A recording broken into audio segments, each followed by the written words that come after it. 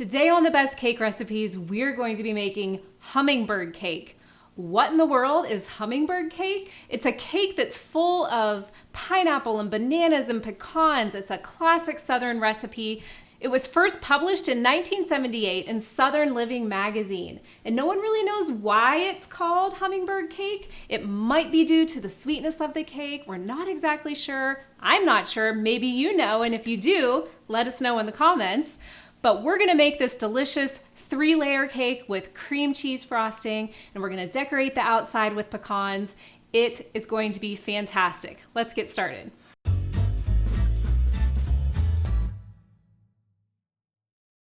The first thing we're gonna do is put in the dry ingredients. So I have 3 cups of all-purpose flour, 2 cups of sugar, 1 teaspoon of baking soda, 1 teaspoon of salt, and 1 teaspoon of cinnamon. Don't forget that cinnamon. I'm gonna take a whisk and just whisk this stuff together.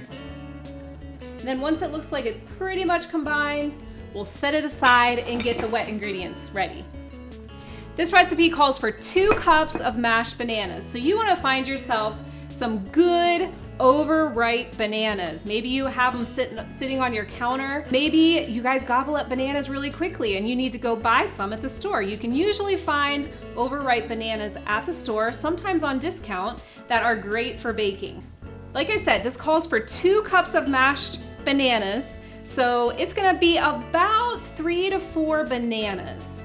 Depending on how big they are, you might need more or less. Put them in the bowl. And then I'm just gonna take a wooden spoon and chop up the bananas. If you have a potato masher, you could use that. You could use a pastry cutter. I find that just a big wooden spoon or a metal spoon works great for just smashing and chopping up those bananas. I'm gonna use my big measuring cup just to make sure I have about 2 cups of mashed bananas. Make sure I don't need to chop up some more. This looks like it's almost perfect. So I'm gonna go ahead and put those back in, and then we'll add the rest of our ingredients. Okay, so to the mashed bananas, we're gonna put 3/4 of a cup of chopped pecans, 8 ounces of crushed pineapple, juice and everything. So just open up the can and dump that in. 1 1/4 cups of vegetable oil. This is a super moist cake with all this fruit and vegetable oil. 1 teaspoon of vanilla, and then 3 eggs. We use large eggs in baking. That's traditionally, if a recipe calls for eggs, unless it's otherwise specified, use large eggs. I'm gonna get our hand mixer here just to make sure these eggs and everything's blended together. And once you have that blended together, let's add the dry ingredients right into the wet ingredients. I'm gonna add about half in to start. And we're not gonna use a hand mixer to mix this in, just because you don't wanna over mix the batter. So it mixes in really easily. Use a rubber spatula or a wooden spoon. Once the first batch has mostly been combined, go ahead and add in the remaining.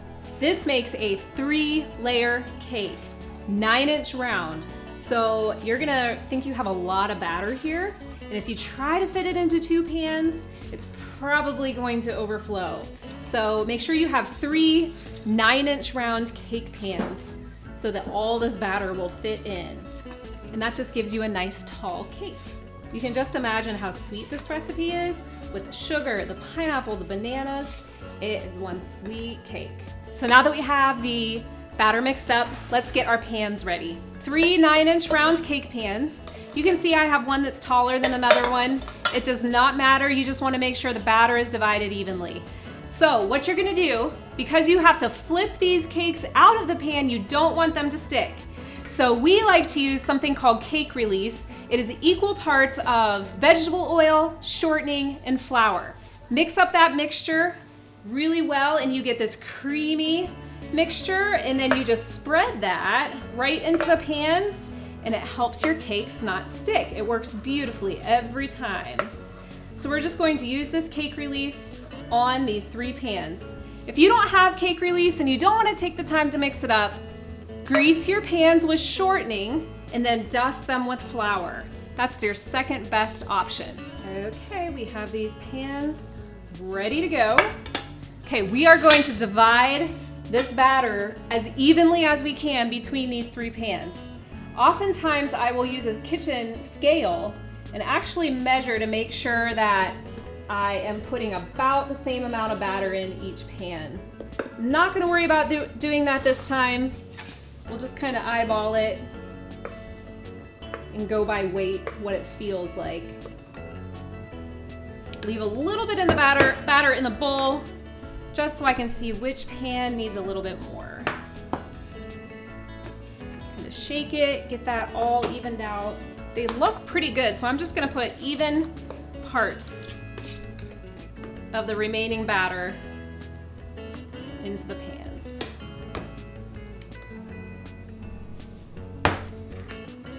If you make sure the batter is as even as possible, that also helps with cooking time, just making sure that the cakes cook evenly.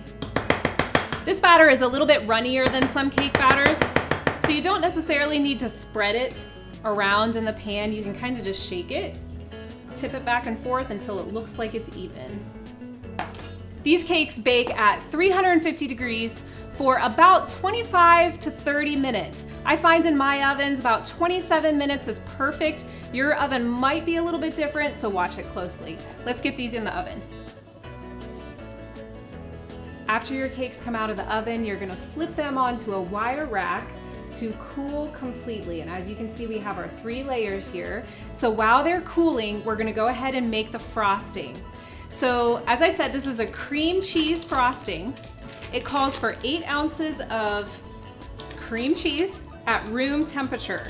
So you want it to not be rock hard, but you don't want it to be hot and melty either. So just take it out of the fridge about an hour or 2 before you're gonna make your frosting, and it'll be good to go. Then we're gonna add 1½ sticks of butter.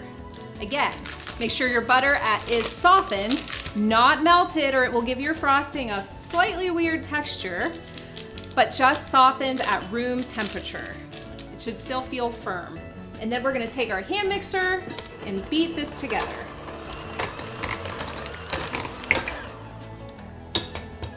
The butter and the cream cheese will come together and lighten up a little bit and look a little fluffy, and then you know it's perfect. We're going to add 1 tablespoon of vanilla and then 3½ cups of powdered sugar. I'm gonna add about half of that in first, and then we'll mix that. And then I'll put in the remaining sugar.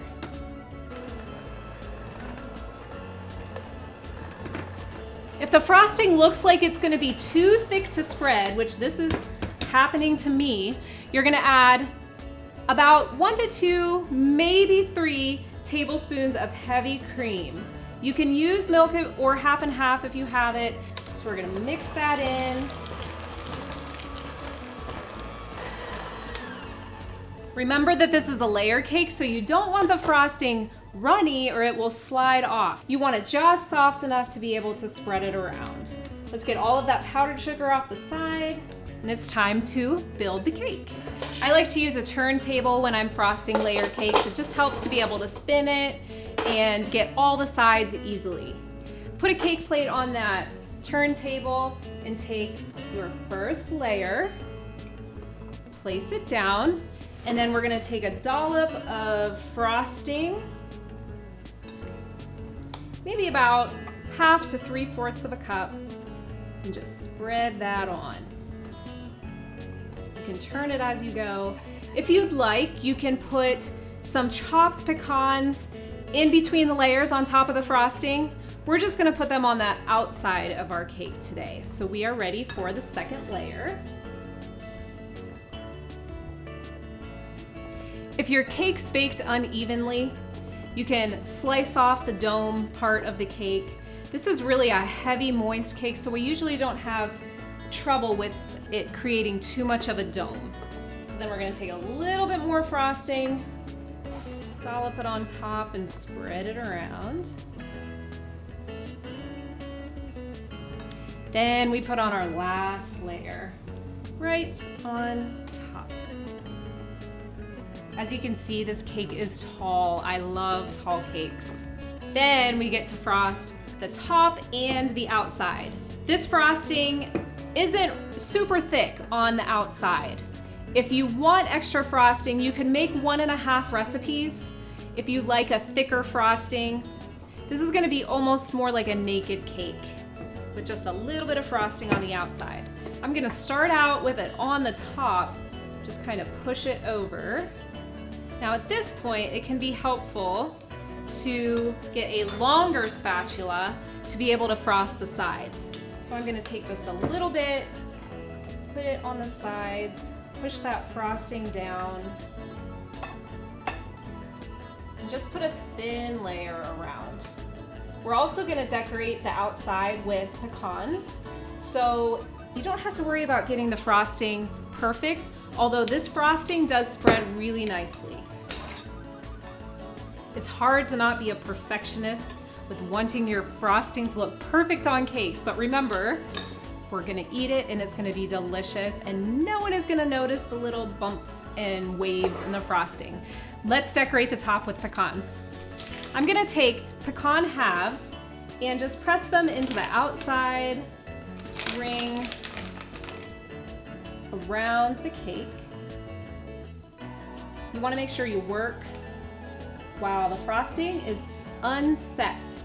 Once it forms that little bit of a crust on top, it can be hard to get the nuts to stick in.